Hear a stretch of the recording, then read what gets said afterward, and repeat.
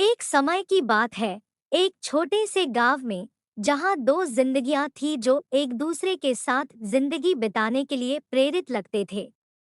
राज, एक मशहूर पेंटर, और मीरा, एक खुले दिल की लड़की, अपने गांव के भीतर मिलते थे। जब वे एक दूसरे की आंखों में मिलते थे, तो एक तुरंत रिश्ता जिंदगी में उत्पन्न होता था और वे खुद को एक अद्भुत प्रेम कहानी में उलझे पाते थे। हर दिन बीतते समय राज और मीरा एक दूसरे के करीब आते और वे गांव की सड़कों पर घूमते, सपने बांटते और एक दूसरे की उत्सुकता का समर्थन करते।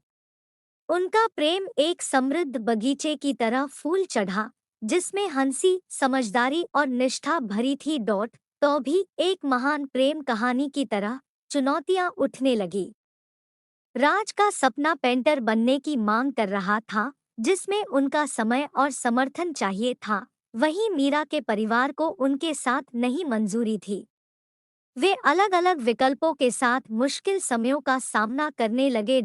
परंतु एक अद्भुत शाम, उनके प्रेम की एक नई वजह उजागर हो गई।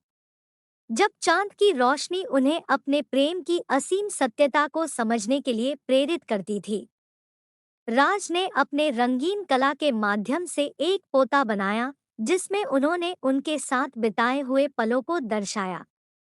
मीरा को यह भावुक कला अद्भुत लगी और उसने एक बार फिर से राज की आग्रह को स्वीकार किया।